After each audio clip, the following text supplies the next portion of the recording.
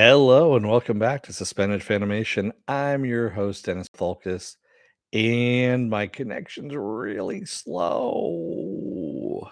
Welcome. It's Peacemaker, Season 1, Episode 6, Murn After Reading. Welcome, everybody.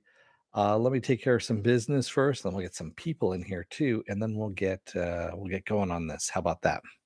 If you like what you see here, like, share, and subscribe. If you're still on the fence about subscribing, take a look at the video that pops up at the very end here.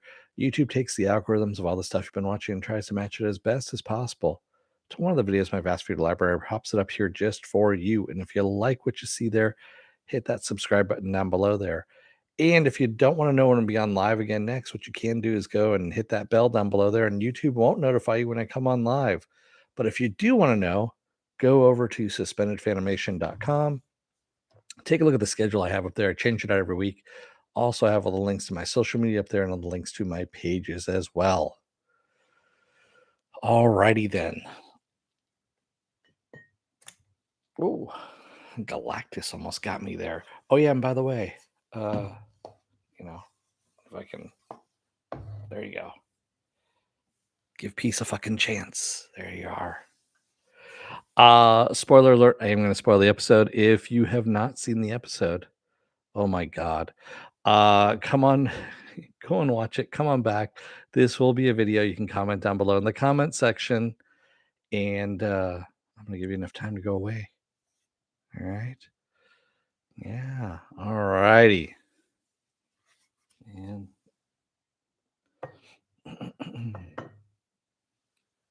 I thought Texas was going through some power outages. Not my luck, obviously. So Murn After Reading. We leave off exactly where we left off at the end of episode 5, where we actually had Leota finds out that Murn is an alien. She goes running out on the range. She's gonna shoot him. He kicks the gun out of her hand, and that's where we left off on the episode 5. Episode 6 starts exactly at that moment, and Murn says, "I'm not gonna kill you. I'm not here to kill you." And who shows up? But also Amelia Harcourt comes up and says, "Yeah, Murn's an alien." And she's like, "What, you know?" And she's like, "Yeah, when the explosion happened and he took he took some damage and then didn't feel it." She goes, "I kind of figured out." Oh, and Economos knows too. And it turns out that he's actually the only alien out of his species that doesn't want to take over the earth. And they come from a dying world where the butterflies do, I should say.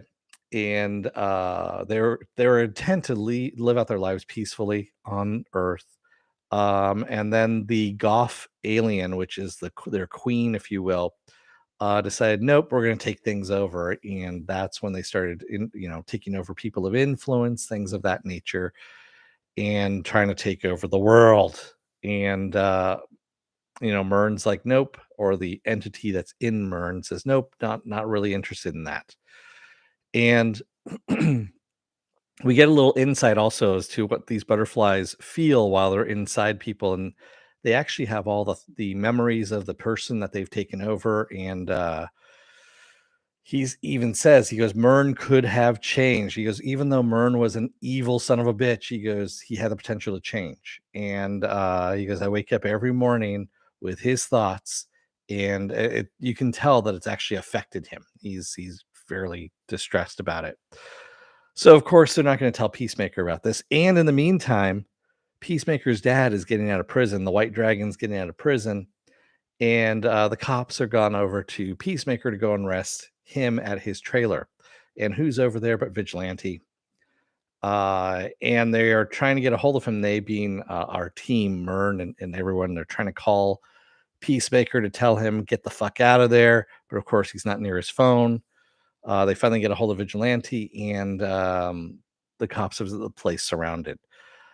They get out, of course, with the little help of Eagly. Eagly is a badass, honestly. Eagly just comes and takes out a whole bunch of those cops. And then Captain Locke, who of course is working for Murn, comes in and starts killing people, starts killing cops. Excuse me. and has a car waiting for, of course, Chris and Vigilante to get out. In all of this, Goff, the alien that they had in the jar, escapes and goes right into Sophie's song. And the cop that was, of course, that was going after Chris, and now Goff is back in another human host, and she's pissed, like uber pissed at this point. And she ends up calling a whole bunch of her brethren down, and so we see all these little ships come down, and she takes over the town. Well, she takes over the cops, at least. We know that. Most likely took over the town as well. But the cops, the convicts, all that kind of stuff that are there.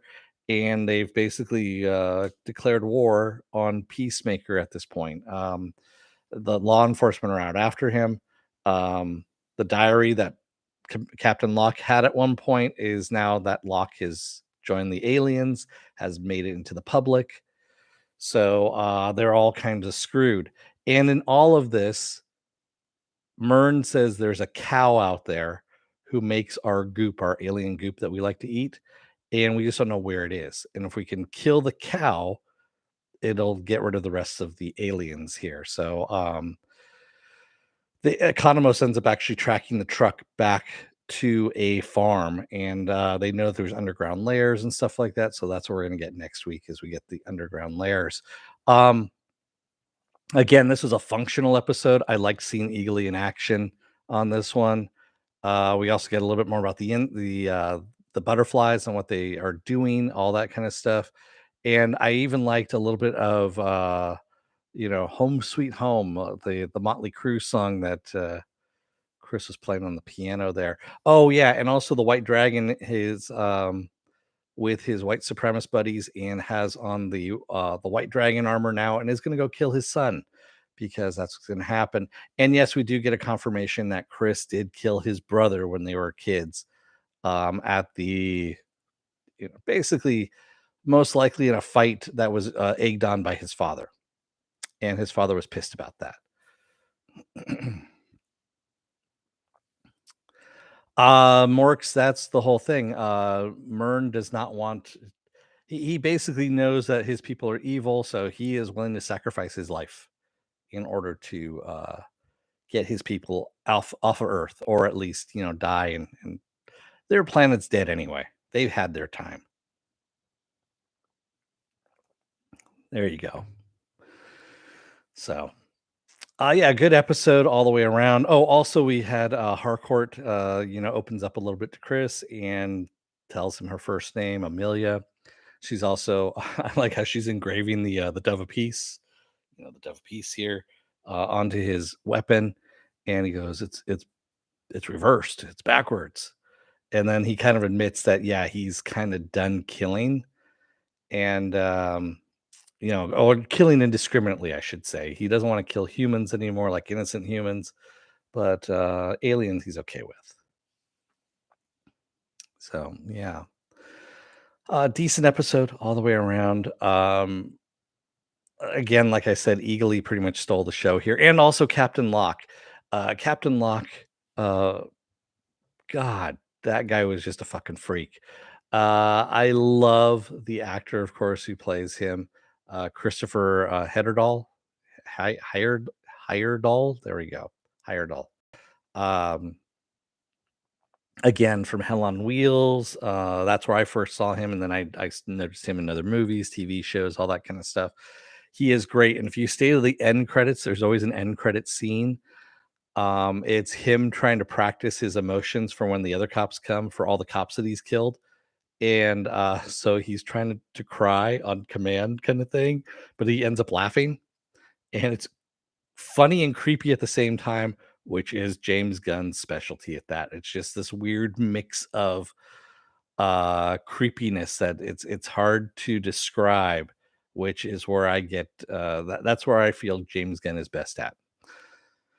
Penn says all the cops and inmates walking out with a disturbing smile. Yeah, the whole thing about what Sophie Song, got in Sophie Song's body says is smiling's hard. When you get into a new body, you need to relearn it. It's kind of, you kind of, it's not a one size fits all kind of thing. So, and so she's doing the weird kind of thing like this. And yeah, that whole scene where she's just walking through and the music pumping through, and she's walking through the police station with the swarm behind her, and they're just taking out cops left and right.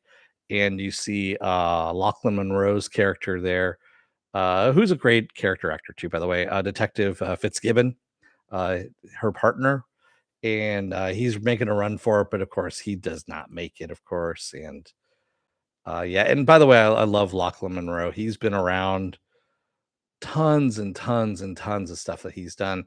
Um, I want to say one of my favorite movies that he's in, it's just this weird movie called Dead Man on Campus, and Paul Mark Gosselaar stars in that. And it's a weird movie, but Lachlan Monroe plays an even weirder fucking character in that, and it's pretty fucking funny. Penn says Murn could live for quite a while with all the goo that's bottled up. That's true. That's true. If it doesn't go bad. So Mark Paul Gosselaar. What did I say? Did I sell Paul Mark or Hallmark? Hallmark cards? It's a 90s movie, okay? So it's an older movie. And it's a dark comedy. But it was, and I think it's like MTV, one of MTV's first movies too, if I'm not mistaken. Dead Man on Campus.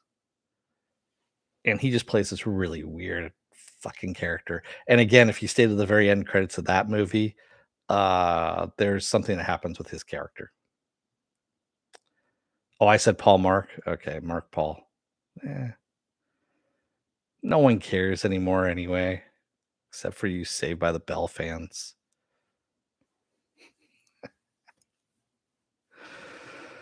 Let's face it, there's not that too many of you guys out there. So what else do I have going on for the rest of this week? Well, funny you should ask.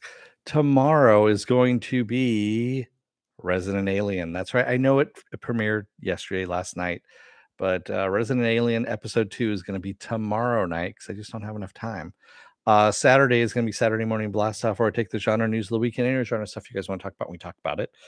And Sunday will be episodes 1, 2, 3, 4, 4 episodes of The Legend of Vox Machina, which is on Amazon Prime. We're going to go over that.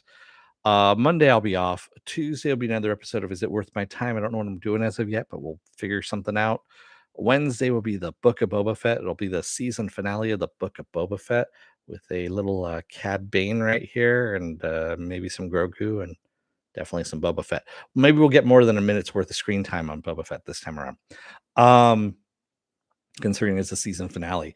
And then, of course, we roll back around again to Peacemaker. We've got 2 more episodes of Peacemaker after this, by the way. So there's 8 episodes this first season. So we got 2 more episodes to go. All right.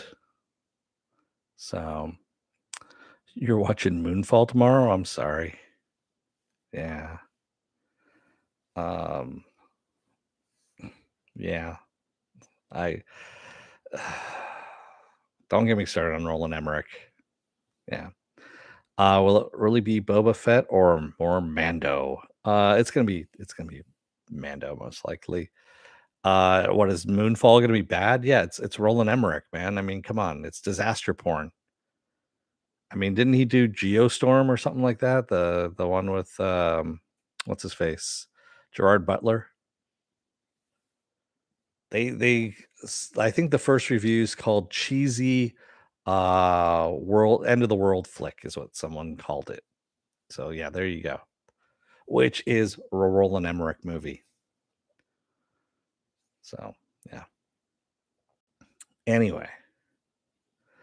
Yeah, Geostorm was horrible. That's exactly it. And Roland Emmerich has the balls to say that superhero movies are ruining cinema. I'm like hot meat kettle. Anyway, I digress. Thank you to everybody who joined me tonight in the chat, and thank you if you made it this far in the video. If you're still on the fence about subscribing, take a look at the video that pops up at the very end here. YouTube takes the algorithms of all the stuff you've been watching and tries to match it as best as possible to one of the videos in my vast video library and pops it up here just for you.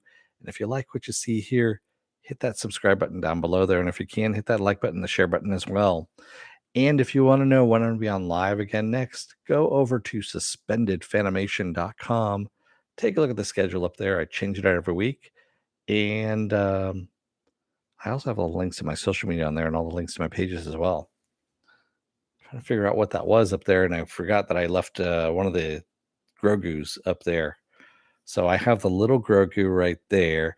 I got the big Grogu over here, and then I've got another Grogu that's sitting right there. I forgot to take that out because I was going to move that someplace else.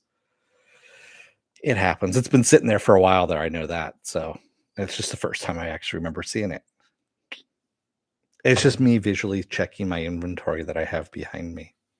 So, all right. I'm going to let you guys go for the night. Thank you, everybody. I will see you again tomorrow for Resident Alien. Until then, don't let the door hit your ass on the way out. Otherwise, you might have to have Eagly running point for you on that because fuck, man, Eagly was just taking down cops left and right. He was doing a pretty good job of it, too. Thanks, everybody. I will see you again tomorrow. Until then, stay safe, be well, take care, wear those masks, get those vaccine shots, get those booster shots as well. Get the flu shot too while you're at it. And stay safe out there, everyone. Thank you. I will see you again tomorrow. Have a good rest of your night and see you then. Bye.